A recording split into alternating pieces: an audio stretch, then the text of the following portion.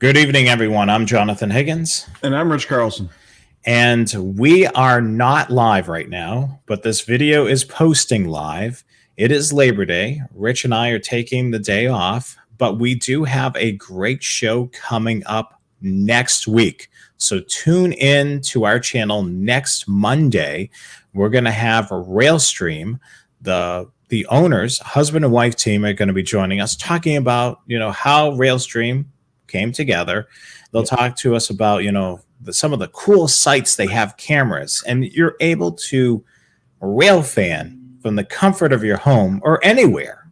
Or anywhere. And if you don't know what Railstream is, what they do is they stream live cameras at great places to watch trains. So you can, like you say, watch trains from your living room.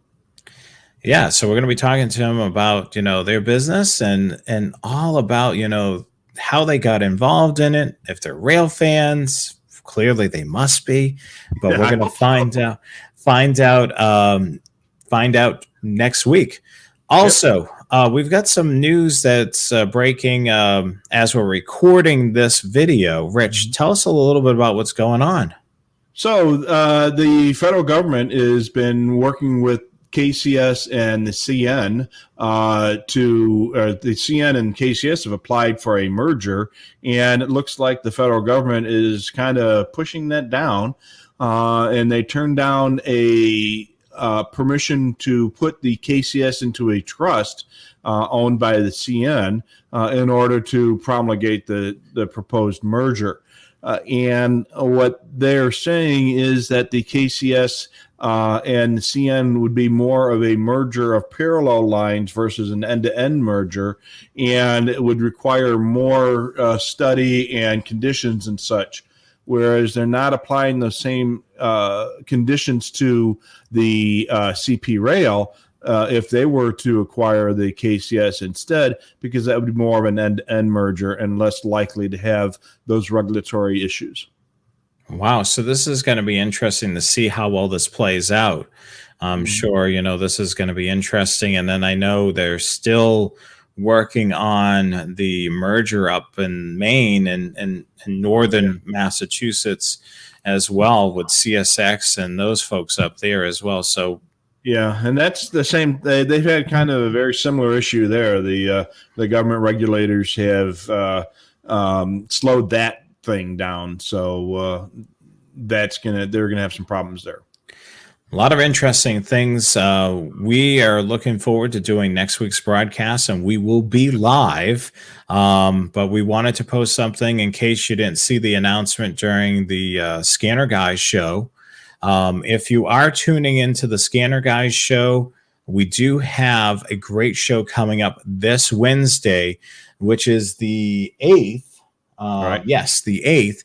We're going to be talking about some of those older scanners. So if you went rail fanning with a Radio Shack scanner back in the day, we're going to be talking about scanners dating back as far back as the 70s, Rich? Yeah, the early 70s.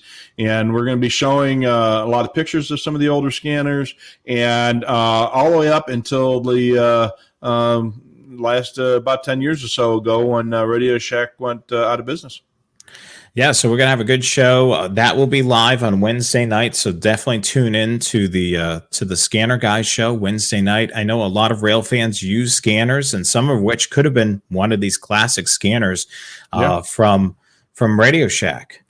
We always want to remind you to follow, like, and subscribe to our social media as well, right here at Train Aficionado. We're on Facebook, Twitter, YouTube, and Instagram. And then sign up for our newsletter, the Trackside Bulletin.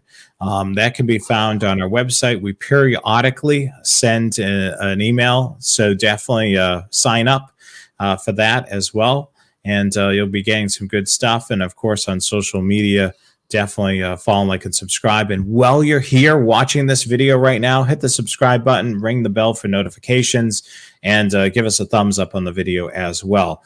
And we just want to give you a quick reminder, next Monday, the second Monday of the month, only this time because we're taking off Labor Day, you can tune in to our show with the folks over at Railstream. So it's going to be a great interview. It will be our second interview on the channel. Our first interview was with the great one and only Dale, Danny Harmon. I'm thinking of Dale Osborne, which watches our show, both of our shows. So definitely follow, like, and subscribe to our social media, and definitely tune in. But yeah, we're definitely looking forward to doing that show, and we've got some great stuff coming up, in the month of September for the Scanner Guys. So definitely tune in there as well. Anything else, Rich, you want to add before we sign off? No, now that the weather's starting to cool down a little bit, hopefully you can get out there trackside and just be careful and enjoy safe rail fanning. Yeah, and bring your 125 AT. We don't talk about that radio enough. Bring your scanner with you, because that's certainly a really helpful tool while you're trackside. And I can second what Rich said. Be careful out there. Stay your distance. And then it's the best social distancing hobby out there. So the only thing worse is if you smell bad. So so make sure you shower and put your deodorant on. With those tips and comments, I'm Jonathan Higgins. I'm Rich Carlson. Have a safe week. We'll catch you again next week on the Train Aficionado Show. Usually we don't say that. We say we'll catch you next month. So catch us again next week, Train Aficionado Live, 8 p.m. Eastern Time, 5 p.m. Pacific, Monday, September the 13th, for a great interview. We can't wait for you guys to join us. Have a great week. We'll catch you again next week. We'll see you then.